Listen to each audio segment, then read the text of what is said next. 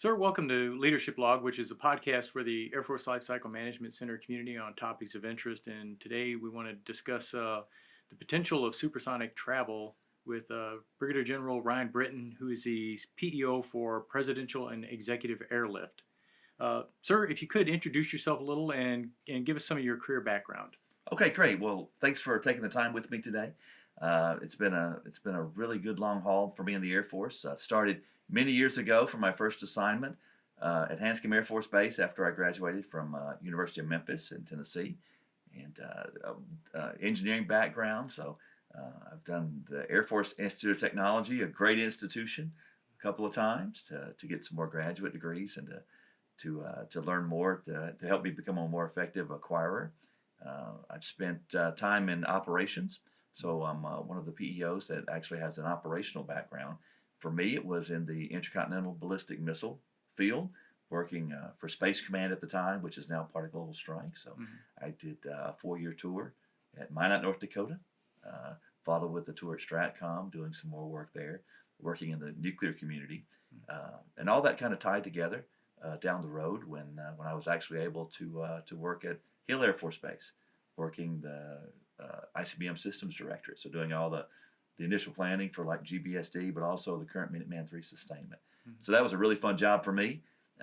That led to some other opportunities working for Mr. Kendall in OSD AT&L at the time as his military assistant.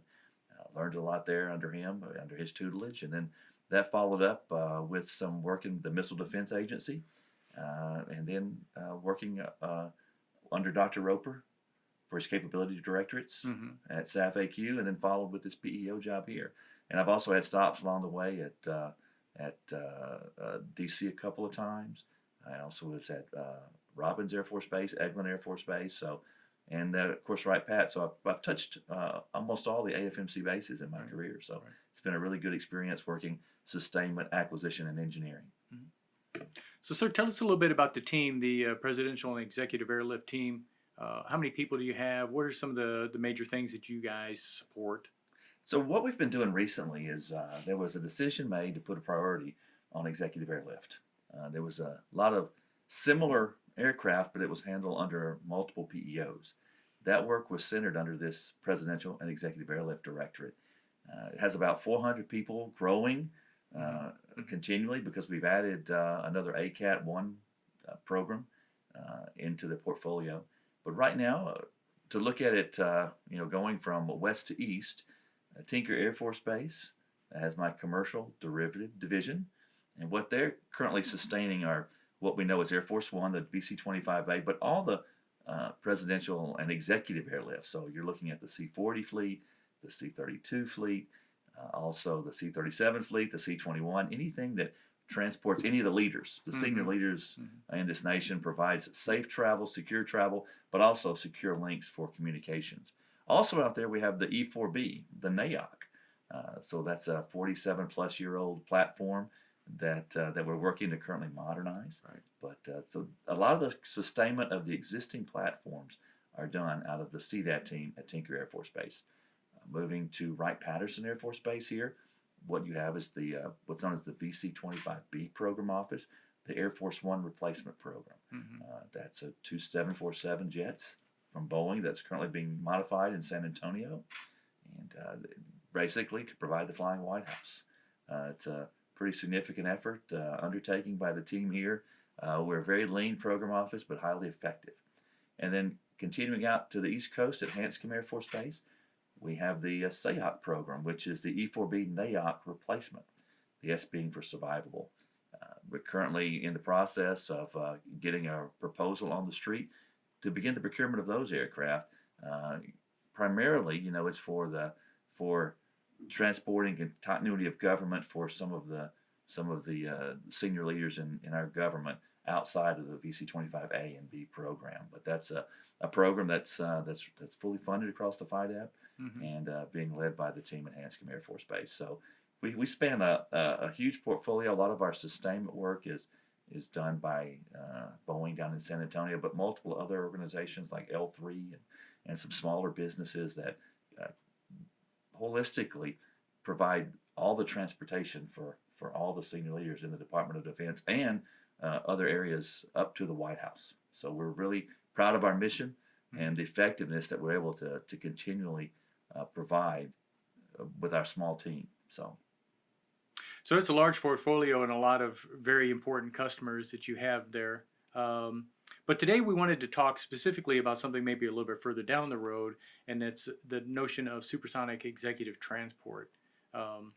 And so, can you bring us up to speed? What's happening there? What's your involvement with that? So we are so excited on what we're able to do. So Dr. Roper, he is the one who has set the agenda on what we need to do to continually modernize what we're doing as a nation, and how do we think differently about doing this. And I know General Brown and the Secretary of the Air Force have all grasped onto what we need to do to use the strong industrial base that we have in this nation and to utilize those investments that are being made for the benefit of the Air Force and the nation writ large. So what we have done using AFWorks, using Air Force Research Laboratory, and what General Pringle does over there, we saw a gap that we had maybe 15 years down the road for recapitalization of some of our executive airlift fleet, specifically the C-32. And with you have to think, what do I want 15 years from now? And what we found was, from a conversation that I had with a friend of mine who used to be in the military, is there's a burgeoning supersonic private business that's kind of growing in the United States.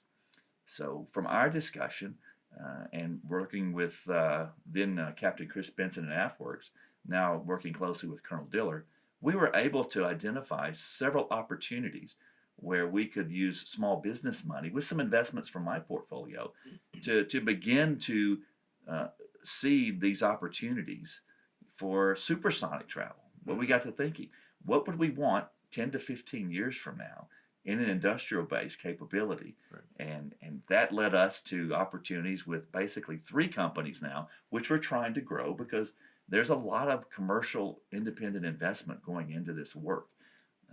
From an Air Force perspective, we would never holistically invest in a commercial transport, for executive airlift to fly supersonic and do it all ourselves. Right. That's just not an ability that we would have looking that far down the road. But if we can pair our investments with what private investors are doing, well, then you have a 10, 15-fold increase in the amount of money that's available to actually develop something that could change the way we do business when we're transporting executives or military teams. I mean, think about shrinking the world by being able to get somewhere twice as fast. Right. And so right now we have 3 companies: Boom Aerospace, that's in Colorado; Hermeus, which is in Atlanta, Georgia; and Exosonic, which is in California. And they all are looking at this from a little different lens, a little different angle, but by and large, we're looking at making some huge strides in the near future towards proving out this supersonic capability. So I think it's a good news story because our small investments, to the tune of $4 million, $4.5 million, but that's been teamed up with over $200 million at least in private investments to actually make this a reality. So that's a huge payoff if we're able to make this happen for not only the DoD, but specifically build the industrial base for the nation. Mm-hmm. So you say that Air Force would not be the primary stakeholder in something like this, in this type of an effort, Right. But partnering up with the commercial side or commercial investors as well. So do you think that this is just an opportunity where the Air Force can help kind of lead that technology into a certain direction? Or Exactly. So what we want to do is, we like competition. Competition's good for us. And if 10 to 15 years from now, if we're able to develop a competitive aircraft manufacturer who now has something that we, the government, can select from, because in my organization, it's a lot of commercial derivative technologies. We make use of those with our current fleet. So if there is another competitor out there besides the known bigs that we have, that would provide us a capability, but not only provide it, but provide a very increased capability That's something we could be interested in that we could then fund for like the recapitalization replacement of a fleet in the future. But absent that happening, we do feel like just building the industrial base, the things we're learning about engine technology and about different types of materials used to build aircraft and manufacture aircraft, all that just adds to the knowledge base for aircraft travel. And anything that we do, is going to benefit our platforms, but all the platforms, because the company may solve some problem that's a long-standing issue with engines. And so, you have a lot of different engine companies that are also involved, and whatever we do there'll be secondary and tertiary benefits that we don't even know today, just based on the knowledge we're gaining from using these small businesses and their high energy, high impact brain power to develop these capabilities. So we've got a new colleague in our office, and he mentioned to me earlier that he just flew from Okinawa to Seattle, and it was a 10-hour flight. Right. So you could see the implications, certainly benefiting executives needing to travel, being able to take more meetings or to use their time more effectively. But what are some other possibilities that this type of capability could offer to the military? So from our perspective, what we would see is, imagine a situation where, you need to get for some mission, you need to get someone there from point A to point B. Right now, we have a way we do that, with certain aircraft that fly at a certain speed. Well, imagine if when you're trying to go after a hot zone or a target area, what if you could cut that time in half? What if you could deliver that team where they need to be, in 3 hours by 6 or 8 hours? That's a good capability to have. And that's outside of what can happen with our executive leaders. And a lot of the work that's being done will drive other, PEOs to be interested. They're looking at UAVs and things like that. They're looking at hypersonic speed travel for UAVs. So this cuts across numerous portfolios and numerous PEOs that might find some effective capabilities. Think about an ISR platform that may not be manned, may not have a person in there, but is able to get from point A to point B in a rapid amount of time. So anything that we can do to shrink the world, as I like to say, and just expand our knowledge base and get us to targets quicker, I think that is a natural byproduct of not only commercial transport, but just the ability to fly faster. And then, like I said, if we may learn things, and we will learn things about engines and engine development, that could make things cheaper. Right. And that's if you have competition and if you have breakthroughs, well, that necessarily will lead to prices going down for the government, so we'll pay less. So there's lots of things with materials and digital engineering and how we actually build planes. One of the companies, I said Boom Aerospace, but they're more accurately Boom Supersonic. That's the name of the company. They've built a supersonic test aircraft that will be flying next year at scale model. So it's 1/3 scale of what they hope to produce. For $160 million privately invested with our money that we put in. First of its kind. Think about that. They went from just the thought to an actual operational aircraft for $160 million. Yeah, that's that was amazing. privately invested, and we put $2 million into that. That's a huge payoff. And if you look at what their scale aircraft is, well, it looks like a fighter aircraft. It looks like a jet. So what are other uses for something like that they use to prove out concepts that could then be used maybe in other areas in the future? But and they did it all in a digital type environment where they designed the aircraft and then they built the hardware version to test out their models and what they did, and so they're able to then, for their production bird for passenger travel, they're able to make some changes in the designs, really rapidly. So there's a lot of goodness out of leveraging what we're doing across this nation of ours to solve problems. So you mentioned that plane could do a test flight next year. How far away is this capability? I mean, is it 10 or 15 years away, or could it potentially even be, or some benefits of it even be closer? So every company is at a different stage, and that's the goodness of this. And they're focusing in different areas. one of the companies, Exosonic, they're really looking at quiet supersonic, and they're looking at the engine and how every company is looking at those pieces, but they're kind of focused on how do we get the noise down, right? Boom Supersonic, they are really focused on the commercial side initially. So they'll have their test aircraft flying next year. And then the actual production aircraft, the first model should be ready in the 2024, 2025 timeframe. I believe 2025 roughly. They'll have a jet that they'll use and they'll be flight testing it. So, that's in the next 4 years. Right. We'll have what they consider their production aircraft that will fly, dozens of people, available for test. So we're leaning forward really hard in that area. Hermeus, their initial aircraft is more of a UAV type, that will actually fly hypersonic. So it's going up to the next speed, and they're looking at actually having that plane available 2022, 2023, between Mach 3 to Mach 5 by 2023 to have a UAV available. That technology will then mature up to more of a bigger ISR type platform, and then end up with their end state will be passenger travel. Mm-hmm. So we're close in on delivering some of these ideas to actual hardware that are flying. It's really fascinating.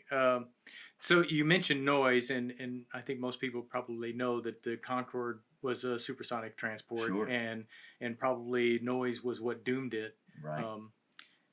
Never able to fly to a lot of airports in the United States. So what are companies looking at to try and conquer that barrier?